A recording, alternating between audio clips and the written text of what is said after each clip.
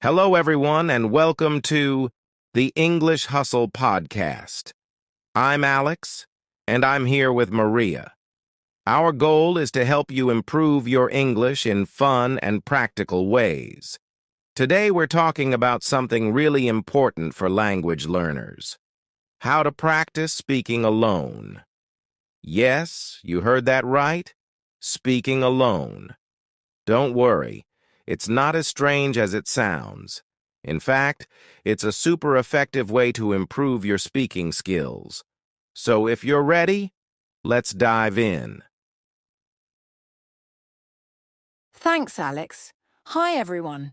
I know that practicing alone might sound a little unusual at first, but trust me, it's a fantastic starting point, especially if you're a beginner. Practicing alone gives you the chance to explore the language freely without any pressure. You don't have to worry about making mistakes in front of others, and it's a great way to build confidence before having real conversations. Today we'll share some tips and techniques that will make solo practice easy and fun. Exactly. By the end of this episode, you'll have some practical ideas that you can start using right away. So grab a notebook or just sit back and listen. Let's get started. Let's talk about why speaking aloud is such a powerful way to improve your English. You see, when you practice speaking out loud, you're not just training your mouth to produce the words, you're also training your brain to think in English. This helps you build confidence because you're actively using the language, not just listening or reading. Even if no one is there to correct you, the act of speaking itself creates a connection between your thoughts and your words. And over time, this connection becomes stronger and more natural. That's so true, Alex, but I know many of you might feel nervous or even embarrassed about speaking English even when you're alone. Trust me, you're not alone in feeling this way. The fear of making mistakes is one of the biggest challenges for language learners. But here's the good news. When you practice by yourself, there's no one around to judge you. This gives you the freedom to experiment with the language, try new phrases, and even make mistakes, because mistakes are a part of learning. In fact, every mistake is an opportunity to improve. Absolutely, Maria. And here's another thing. Speaking aloud also helps with pronunciation.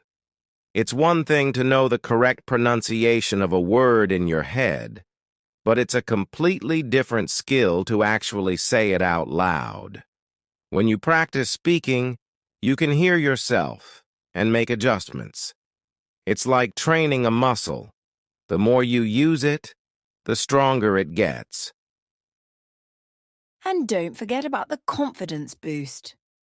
As you practice more, you'll start to feel more comfortable and less anxious about speaking English.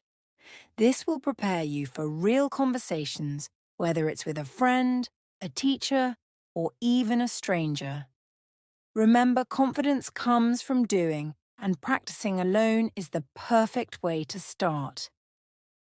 So true, Maria. When you speak aloud, you're not just practicing English, you're building a habit of expressing yourself in the language, and that's the foundation for fluency. Coming up, we'll share some practical techniques you can use to make your speaking practice even more effective. But before that, let's talk a bit more about overcoming the fear of speaking.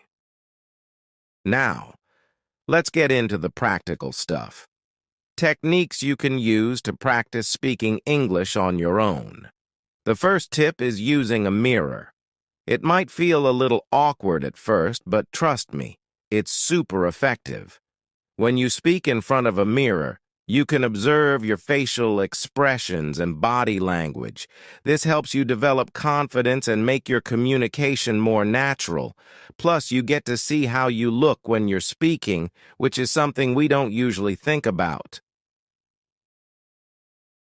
That's a great tip, Alex. Another powerful technique is called shadowing. This is where you listen to a native speaker, like from a podcast, video, or even an audiobook, and you try to mimic what they're saying as closely as possible. Focus on matching their pronunciation, rhythm, and intonation. It's okay if you can't get it perfect at first. The goal is to train your ears and your mouth to work together. This technique is amazing for improving fluency and sounding more natural. Absolutely, Maria. And here's another tip. Record yourself.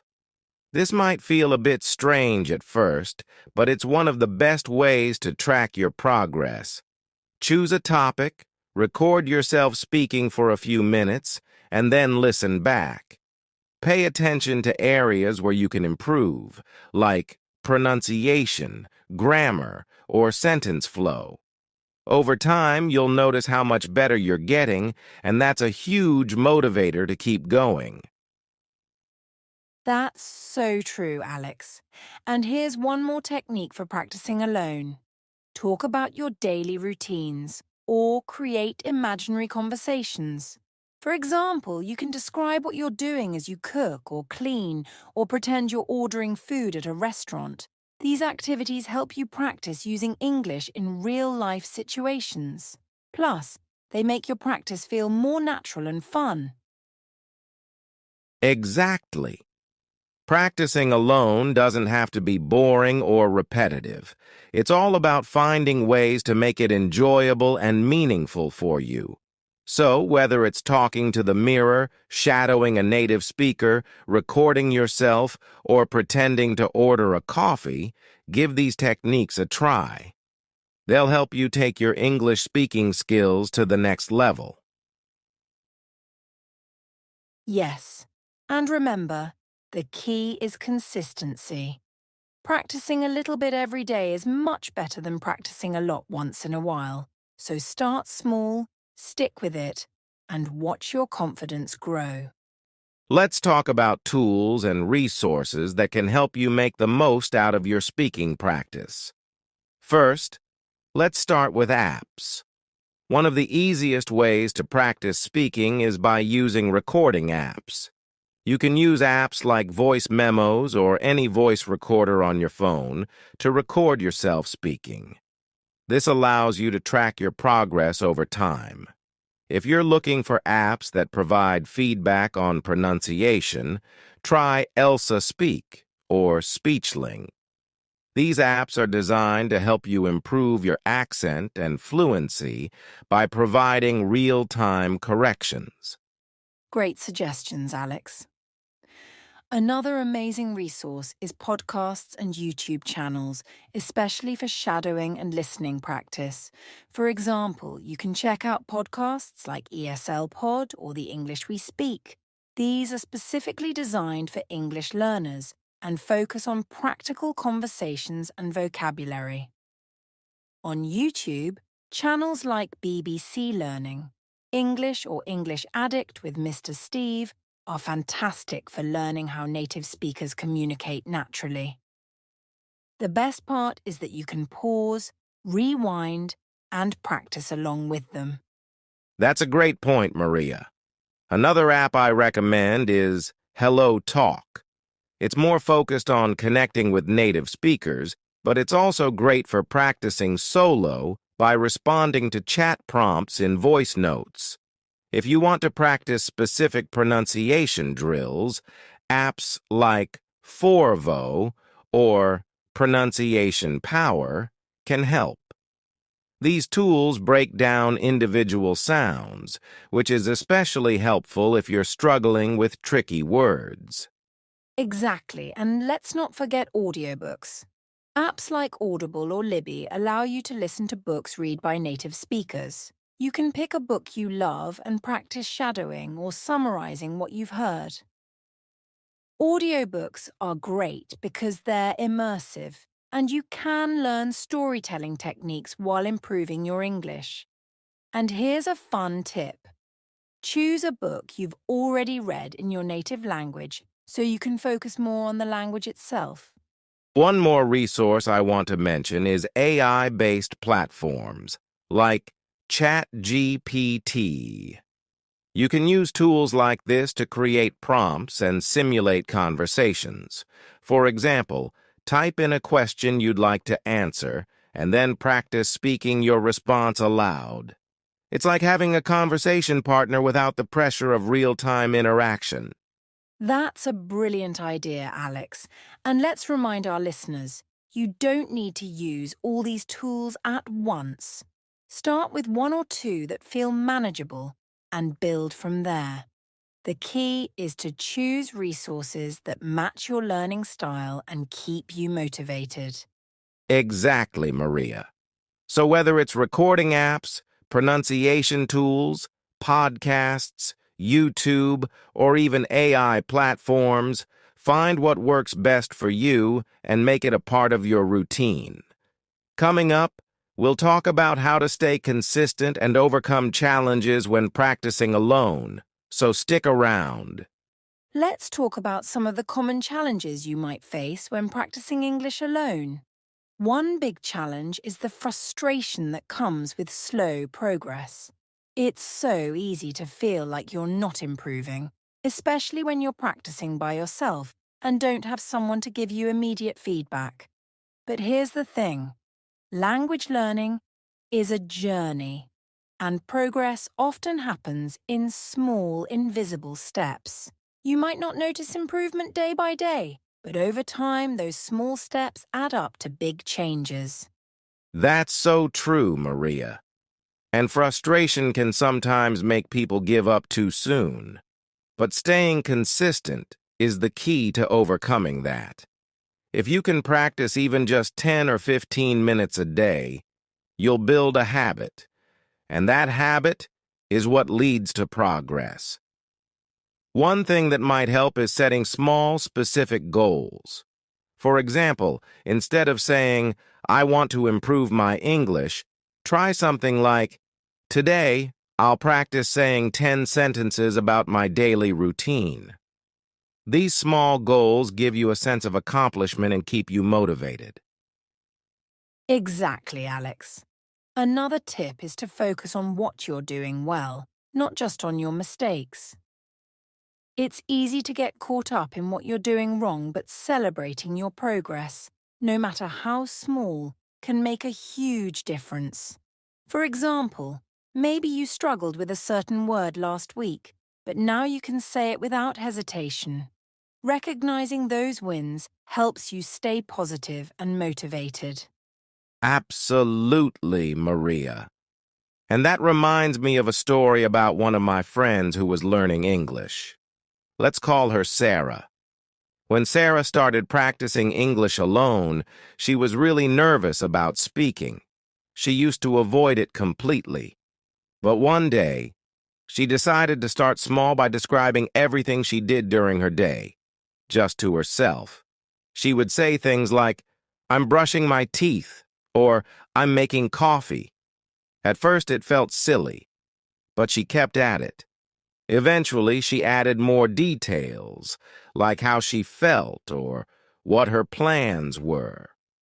Over a few months, her confidence grew, and now she's comfortable having conversations with native speakers. Her success came from consistency and starting with something simple. That's such an inspiring story, Alex, and I think a lot of our listeners can relate to Sarah's journey. Another common challenge is feeling like you don't know what to say when you're practicing alone. To overcome this, try preparing a list of topics in advance. For example, you can talk about your favorite movie, describe a recent trip, or even create an imaginary conversation where you order food at a restaurant. Having a plan takes away the pressure of thinking on the spot.